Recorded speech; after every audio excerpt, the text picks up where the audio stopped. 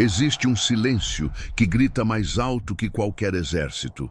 É o silêncio do medo, aquele que congela o sangue, paralisa os músculos e transforma guerreiros em estátuas de vergonha. Por 40 dias, esse silêncio foi o Senhor absoluto no Vale de Elá. Em duas colinas opostas, duas nações se encaravam. De um lado, os filisteus, exalando confiança e arrogância. Do outro, os exércitos de Israel, os filhos da promessa, acampados sob uma nuvem de pânico. A guerra não era travada com espadas, mas com palavras. E a arma do inimigo era uma só: um homem. Mas que homem era aquele? Ele não apenas marchava, ele profanava o próprio chão que pisava. Cada passo seu era um terremoto de intimidação. Com quase 3 metros de altura, envolto em mais de 50 quilos de bronze que brilhavam sob o sol como a escama de uma serpente monstruosa. A ponta de sua lança pesava mais do que a coragem de 1000 homens.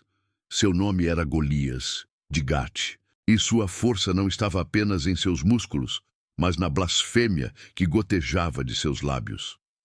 Todas as manhãs e todas as tardes, sua voz rasgava o vale, um trovão de desprezo que ecoava nas colinas e se infiltrava na alma de cada soldado de Israel. Escolha um homem e que ele desça contra mim, ele bradava. Se ele puder lutar e me matar, seremos seus escravos. Mas se eu o vencer e o matar, vocês serão nossos escravos e nos servirão. Ele não estava apenas desafiando um homem. Ele estava zombando de uma nação inteira. Ele estava cuspindo no legado de Abraão, de Isaque e de Jacó. E com cada insulto, ele fazia a pergunta que ninguém ousava responder.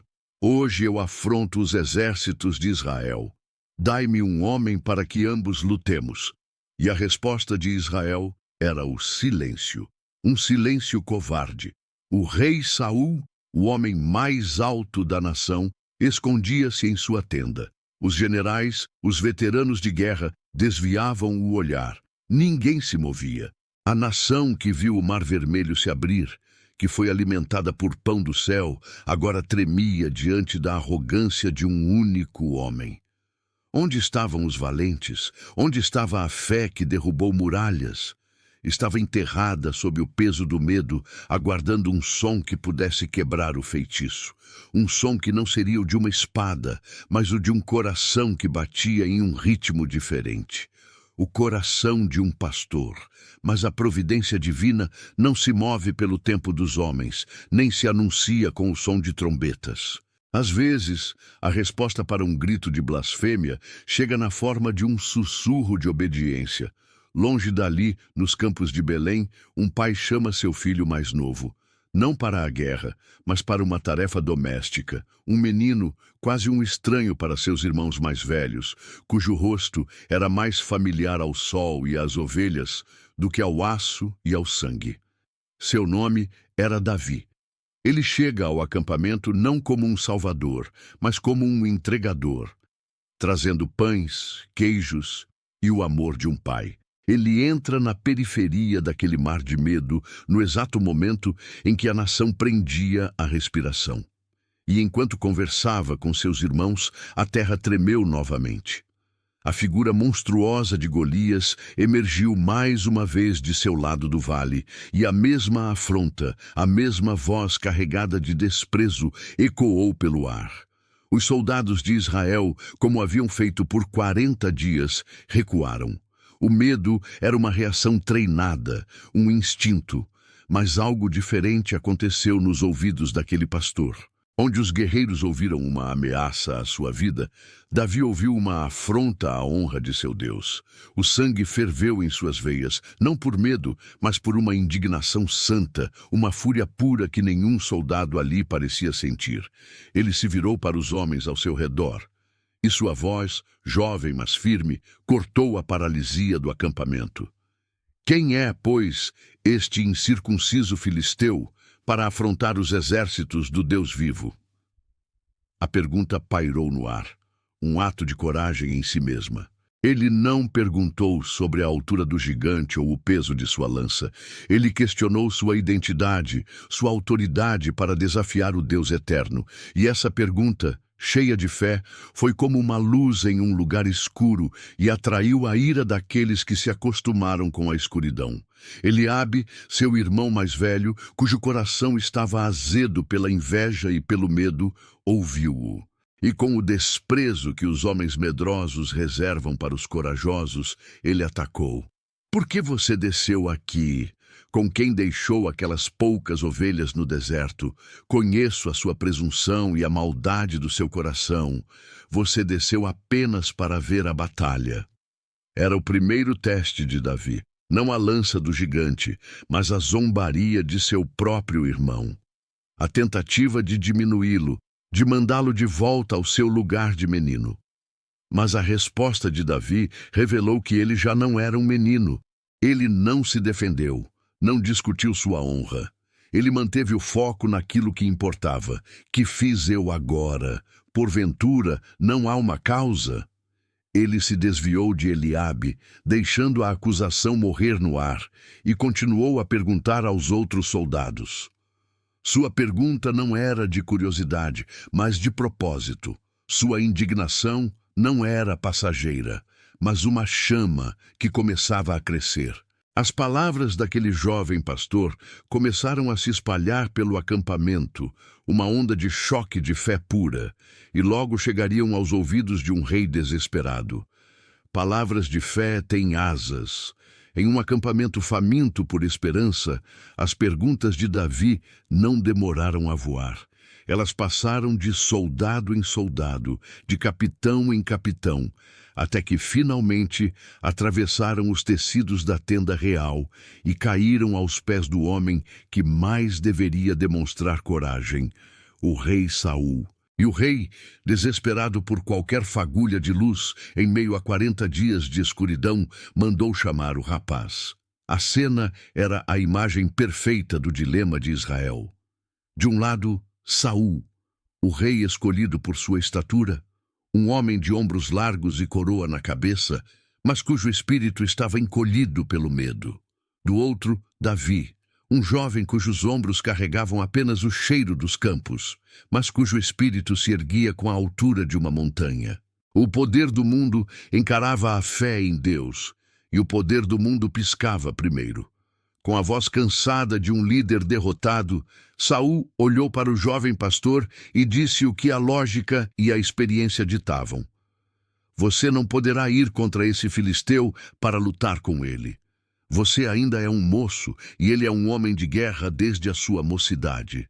Era a voz da razão, a voz do sistema, a voz que calcula as probabilidades e sempre conclui que Deus é um fator de risco. Era a voz que todos nós ouvimos quando um gigante se levanta em nosso caminho. Mas Davi não respondeu com lógica humana. Ele não apresentou um plano de batalha. Ele abriu seu coração e apresentou seu testemunho, um currículo de livramentos passados que servia como prova para o presente. Sua voz era calma, cheia de uma certeza forjada na solidão dos pastos. Teu servo apacentava as ovelhas de seu pai. Ele começou. Quando vinha um leão ou um urso e tomava uma ovelha do rebanho, eu ia atrás dele, o feria e a livrava da sua boca. Se ele se levantava contra mim, eu o agarrava pela barba e o matava. Saul o encarava atônito. E então veio a parte mais importante, a fonte de sua coragem. Davi não disse, minha força me salvou. Ele declarou, o Senhor me livrou das garras do leão e das do urso. Ele olhou nos olhos do rei e conectou o passado ao presente, a promessa à prova. Ele me livrará da mão deste filisteu. Naquele momento, Golias deixou de ser um problema militar e se tornou apenas mais um predador. O Deus que o salvou do leão no anonimato do deserto era o mesmo Deus que o salvaria do gigante à vista de duas nações. O rei ficou em silêncio. A fé daquele menino era mais pesada que toda a sua armadura. Com um suspiro de rendição, Saul deu sua bênção relutante. Vai, e o Senhor seja contigo. E então o rei fez o que os homens sempre fazem. Tentou ajudar a Deus. Ele despiu sua própria armadura real, a melhor de Israel, e começou a colocá-la em Davi. Um capacete de bronze, uma couraça pesada, sua própria espada. Era o sistema do mundo tentando equipar o escolhido de Deus. Era a tentativa de colocar a força do homem sobre a fé divina. Mas a armadura era pesada, estranha, falsa. Davi tentou andar e não conseguiu. Naquele momento, na tenda do rei, Davi tomou a decisão mais importante de sua vida. Ele olhou para Saul e disse as palavras que todo homem de Deus precisa aprender. Não posso andar com isto, pois nunca o experimentei. E ele tirou de si a armadura do rei. Ele rejeitou a solução do mundo. Ele se recusou a lutar uma batalha espiritual com armas carnais. Deixou para trás o bronze, o aço e a proteção humana. E caminhou para fora da tenda, voltando para aquilo que conhecia. Para aquilo que Deus havia lhe dado. A fé de um pastor. Ele desceu ao leito de um ribeiro que cortava o vale. Ali, entre as águas que corriam, Davi se inclinou. Ele não olhava para o gigante. Ele não olhava para os exércitos. Ele olhava para a provisão de Deus. Com a calma de um homem que conhece seu ofício, sua mão passou pelas pedras e ele escolheu cinco pedras lisas, moldadas pela correnteza, perfeitas. Armas humildes, forjadas pela natureza e agora consagradas por um propósito divino. Ele as colocou em seu alforje de pastor, segurou seu cajado em uma mão e sua funda na outra, e começou a caminhar. O silêncio no vale era total. Milhares de olhos seguiram aquela figura solitária que avançava para o centro do palco do mundo. Um menino caminhando em direção a um monstro, a esperança de uma nação depositada em um cajado de pastor. Cada passo era um sermão sobre a fé. Cada metro vencido era um ato de guerra contra o medo. Golias o viu se aproximando e um sorriso de escárnio deformou seu rosto. Aquele era o campeão de Israel, um jovem com as bochechas rosadas trazendo um cajado. O gigante se sentiu insultado. Sua risada gutural ecoou como um trovão zombeteiro. "Sou eu algum cão?" ele rugiu. "Para que você venha a mim com pedaços de pau?" E ele amaldiçoou Davi pelos seus deuses de pedra e madeira. "Venha aqui, e darei a sua carne às aves do céu e aos animais do campo." Mas a resposta de Davi não tremeu. Sua voz, clara e forte, atravessou o vale e declarou a verdadeira natureza daquela batalha. Ele olhou para a montanha de bronze e músculos e proclamou a sentença: "Tu vens a mim com espada e com lança e com escudo, porém eu venho a ti em nome do Senhor dos Exércitos, o Deus dos exércitos de Israel, a quem tens afrontado." Ele ergueu seu cajado, não como uma arma, mas como um cetro de autoridade divina. "Hoje mesmo o Senhor te entregará na minha mão, e eu te ferirei e te tirarei a cabeça, e os corpos do arraial dos filisteus darei hoje mesmo às aves do céu e às feras da terra, para que toda a terra saiba que há Deus em Israel." E então ele selou o destino do gigante com a verdade eterna.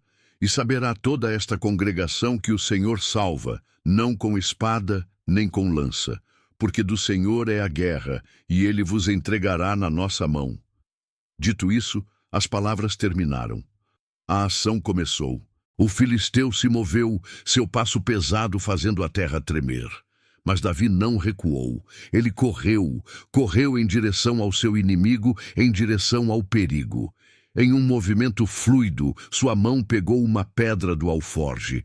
Ele a colocou na funda e começou a girá-la, um zumbido agudo cortando o ar tenso. Mais rápido, mais rápido. E então ele a soltou.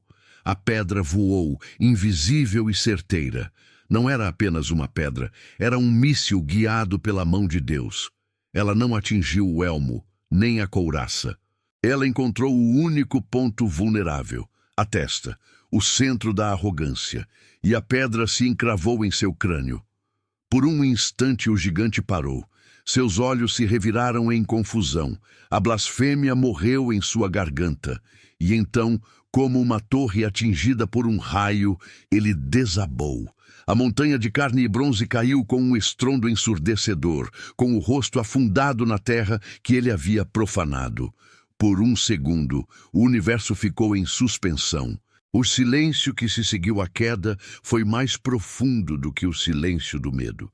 Era o silêncio do espanto, o vácuo criado quando a lógica humana é estilhaçada pelo poder de Deus. Mas Davi não hesitou. Ele correu até o filisteu caído, pôs o pé sobre ele e, como não tinha espada, desembainhou-a do próprio gigante. Aquela lâmina que antes era um símbolo da afronta, tornou-se o instrumento da justiça divina. Com a força que não vinha de seus braços, mas de sua fé, ele ergueu a espada pesada e cortou a cabeça do inimigo. A vitória era absoluta, inegável e humilhante. Aquele foi o estopim. Ao verem seu campeão decapitado por um menino com a sua própria arma, o exército dos filisteus se desfez. A espinha dorsal de sua arrogância foi quebrada. O pânico tomou o lugar da soberba e eles se viraram e correram para salvar suas vidas. Foi então que o exército de Israel despertou. O grito de guerra que estava preso em suas gargantas por 40 dias explodiu em um rugido de vitória. A coragem que lhes faltava foi contagiada pela fé de um único pastor. E eles se levantaram, perseguindo seus inimigos em fuga, limpando o vale da vergonha. A batalha física no vale de Elá havia terminado. A poeira assentou sobre o sangue e o bronze. Mas o eco daquela vitória, a lição forjada entre uma pedra lisa e uma espada usurpada, atravessaria os séculos. Pois Deus não encenou aquele milagre para o entretenimento dos anjos, mas para a edificação de toda a alma que um dia se encontraria diante de seu próprio gigante, em seu próprio vale de decisão. Não se engane, a história de Davi e Golias não é um conto infantil sobre o fraco que vence o forte, é um manual de guerra espiritual. É o retrato da condição de cada homem que deseja andar com Deus em um mundo que o afronta. Pois Golias nunca morreu de verdade. Ele apenas muda de nome. Ele é o pecado de estimação que te humilha em segredo, mas que você se recusa a abandonar. Ele é o vício da pornografia que te acusa dia e noite, roubando sua honra e sua autoridade espiritual.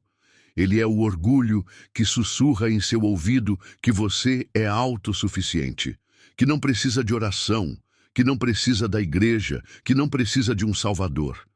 Ele é a ansiedade que te paralisa, a depressão que te diz que não há esperança. Ele é a voz do inimigo, o pai da mentira, que se levanta todos os dias em seu vale particular para afrontar o Deus a quem você serve. E o que você faz? Como você luta? O erro trágico do homem moderno é tentar lutar contra os gigantes da alma com a armadura de Saul. Você tenta vencer a ansiedade com mais entretenimento, tenta preencher o vazio com mais sucesso material, tenta vencer a luxúria com mera força de vontade, tenta combater o orgulho com livros de autoajuda, e você sempre falha.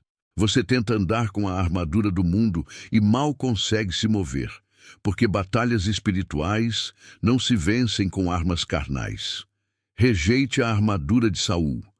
Aproxime-se do ribeiro do Espírito Santo e pegue as 5 pedras lisas que o Messias já providenciou para você. Pegue a pedra da oração que te conecta ao poder do comandante dos exércitos. Pegue a pedra da palavra de Deus, a única que pode cortar a mentira e expor a verdade. Pegue a pedra da santidade, a decisão de se separar da lama do mundo para ser usado por um Deus santo. Pegue a pedra da fé, a certeza inabalável de que Deus é quem Ele diz que é e fará o que Ele prometeu. E pegue a pedra principal, a rocha da nossa salvação, o nome de Jesus Cristo. A pedra que Davi lançou era um tipo, uma sombra daquele que viria para esmagar a cabeça da serpente. O seu gigante pode parecer invencível, mas ele já foi derrotado na cruz do Calvário. A sua vitória não é algo que você precisa conquistar. É algo que você precisa tomar posse, em nome daquele que já venceu. A batalha não é sua. A batalha é do Senhor. Portanto, a questão que define a sua vida não é o tamanho do gigante à sua frente, mas o tamanho do Deus que está com você e dentro de você. O legado de Davi não é uma história sobre sorte ou sobre uma mira perfeita. É o padrão divino para a vitória. A vida de um homem segundo o coração de Deus não é definida pela ausência de vales sombrios ou de inimigos blasfemos. Ela é definida pela sua resposta quando a afronta ecoa. A masculinidade bíblica não é a ausência de medo. É a decisão de que a honra de Deus vale mais do que a sua segurança pessoal. É olhar para a zombaria do inimigo e declarar com sua vida: o meu Deus é maior. É entender que o Criador do universo não te chama para ser forte. Ele te chama para ser dele. Ele não te chama para ser capaz. Ele te chama para ser disponível. Então pare de se esconder na tenda. Pare de tentar vestir armaduras que não te servem. Desça ao ribeiro da presença dele. Pegue as armas espirituais que ele já forjou para você. Ouça a afronta do inimigo em sua vida e, em nome do Messias, Jesus, levante-se. Pois o mundo não precisa de mais homens que sabem lutar. O mundo precisa desesperadamente de homens que sabem em nome de quem eles lutam. A batalha é do Senhor.